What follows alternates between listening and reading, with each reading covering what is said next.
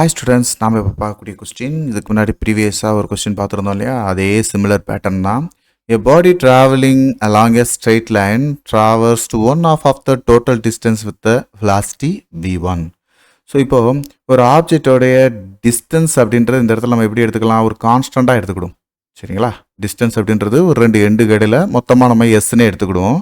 So அதில் first of அப்படின்ற டைமை t1 அப்படின்ற டைமாக கூட எடுத்துக்கிடுவோம். இந்த ஃபர்ஸ்ட் ஆஃப் அப்படின்னு நம்ம சொன்னதுலேயே இதில் வந்து நம்மளுக்கு எப்படி கொடுத்துருக்குறாங்க? One half of the total distance velocity is v1 அப்படின்னு சொல்லிட்டாங்க. ஸோ இது v1. சரிங்களா? So the remaining part of the distance was covered with the velocity v2 for the half of the time. v2ன்றது நெக்ஸ்ட் ஆஃப் இருக்கு பார்த்தீங்களா, அதில் பாதி, அதை v2 அப்படின்னு எடுத்திருக்காங்க. Then velocity with velocity v3 for the other half time. So remaining இருக்கக்கூடிய இந்த மீதி half v3. So find the mean velocity, அதாவது average velocity for whole time of the motion அப்படின்னு கேட்டிருக்கிறாங்க.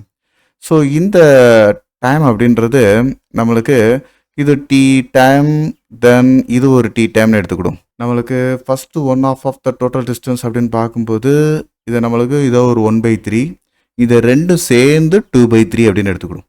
இதோட டிஸ்பிளேஸ்மெண்ட் எப்படி இருக்குது? இது எஸ் இன்ட்டு 1/3, இந்த டேர்மு எஸ் இன்ட்டு 2/3. சரிங்களா? ஸோ அதில் நம்மளுக்கு ஃபஸ்ட்டு இந்த ஆஃப் டயத்துக்கு S1 டிஸ்பிளேஸ்மெண்ட் அப்படின்னு எடுத்துக்கிடுவோம்.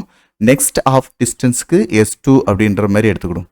சரிங்களா? ஏன் இதை எடுத்துருக்கோம் அப்படின்னு கேட்டோம்னா, ஒவ்வொன்றுக்கும் தனித்தனியாக நம்ம ஈக்குவேஷன் பார்த்துட்டோம் அப்படின்னோம்னா, ஒவ்வொரு தனித்தனி ஸ்பீடுக்கும் அல்லது வெலாசிட்டிக்கும் நம்ம தனித்தனியாக டிஸ்டன்ஸ் பார்த்துட்டோம் அப்படின்னோம்னா நம்மளுக்கு என்ன செய்ய முடியும்? டோட்டலாக கண்டுபிடிக்கிறது ஈஸி. சரிங்களா?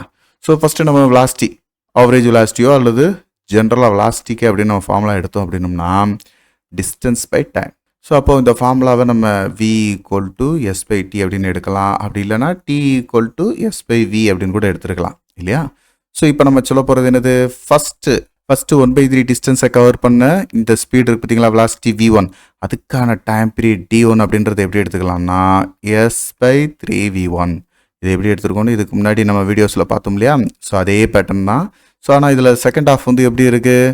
ரெண்டே நம்ம சேர்த்து சொல்லியிருக்கிற மாதிரி இருக்குது. அதனால் the remaining distance covered by v2 and v3 அப்படின்னு பார்த்தோம்னா அதை எப்படி நம்ம பிரிக்கலாம்? v2t அப்படின்ற இந்த டைம் எந்த டிஸ்டன்ஸில் இருந்துச்சு? S1 நம்ம எடுத்திருந்தோம். அதே போல் v3t அப்படின்றது S2.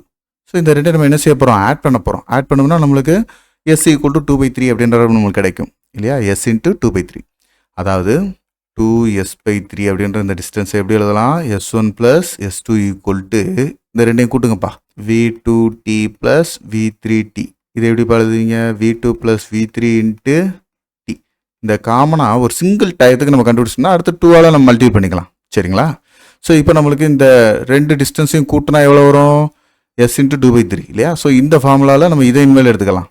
ஸோ அப்படி பார்க்கும்போது இது சிம்பிளை பண்ணும்போது t = இந்த டைமை கீழே கொண்டு வரலாம்ல, 2s/3 × v2 + v3. ஸோ இந்த டயத்தை நம்மளுக்கு ஒரு சிங்கிளாக ஒரே ஒரு ஆஃப் தான் எடுத்துருக்கும். நெக்ஸ்ட் ஆஃப் பார்க்கும்போது என்ன செய்யணும்? 2t = 4s/3 × v2 + v3. So நம்மளுக்கு ஆவரேஜ் வெலாசிட்டி கண்டுபிடிக்கணும். என்ன அர்த்தம்? Total distance by total time. Total distance by total time. இதுக்கு முன்னாடி இந்த ஃபார்முலா நம்ம பார்த்துருக்கோம். இப்போ டோட்டல் டிஸ்டன்ஸ் அப்படின்றது என்னது? எஸ். டோட்டல் டைம் அப்படின்றது இங்கே t1 + 2t. t1 அப்படின்ற டைமும் 2tன்ற இந்த டைம். இப்போ புரிஞ்சிருச்சிங்களா? ஸோ அப்போ எஸ் அப்படின்றது நம்மளுக்கு ஓவரால் டிஸ்டன்ஸ், d1 அப்படின்றது s/3v1, 2t அப்படின்றது 4s/3 × v2 + v3. ஸோ காமனாக இருக்கக்கூடிய இந்த டினாமினேட்டரில் காமனாக இருக்கக்கூடிய s/3 வெளியே எடுத்துருங்க. தான் நியூமரேட்டரில் இருக்கக்கூடிய எஸ்ஸையை நம்ம கேன்சல் பண்ண முடியும். ஸோ இப்போ சிம்பிளை பண்ணும்போது இந்த இடத்துல 1/v1 இருக்குது, இங்கே 4/v2 + v3 இருக்குது. அப்போது டினாமினேட்டரில் v1 × v2 + v3க்கு நம்ம எல்சிஎம் எடுக்கும்போது v1 × v2 + v3ன்னு கிடைக்கும். நியூமரேட்டரில் நம்ம இந்த டேம் எங்கிட்ட சிம்பிளை பண்ணும்போது v2 + v3யும் இந்த v1 எங்கிட்ட மல்டிபிள் பண்ணும்போது 4v1 கிடைக்கும். ஸோ இந்த எஸ்ஸையும் கேன்சல் பண்ணிடுவோம். Denominator terms comes to numerator அப்படின்னு பார்க்கும்போது இந்த டேர்ம் எப்படி எழுதலாம்? ஆவரேஜ் வெலாசிட்டிக்கு 3 × v1 V2 plus V3 by V2 plus V3 plus 4V1 அப்படின்றதான் இதுக்கான ஆன்சர். சரிங்களாப்பா? இந்த வீடியோ உங்கள் எல்லாருக்கும் பயனுள்ளதாக இருக்கும்னு நான் நம்புகிறேன். உங்களுக்கு இது ரொம்ப ஈஸியாக இருந்துச்சு அப்படின்னா மறக்காமல் லைக் பண்ணுங்கள். நம்ம மிஸ்டர் ஃபிசிக்ஸ் சேனலை சப்ஸ்கிரைப் பண்ணுங்கள். உங்களுடைய நண்பர்களுக்கும் ஷேர் பண்ணுங்கள். நம்மளுடைய தொடர்ந்து எல்லா வீடியோக்களும் உங்களுக்கு வரணும் அப்படின்னா நம்ம நோட்டிஃபிகேஷனில் ஆல் அப்படின்ற ஆப்ஷனோட கிளிக் பண்ணுங்கள். தேங்க்யூ.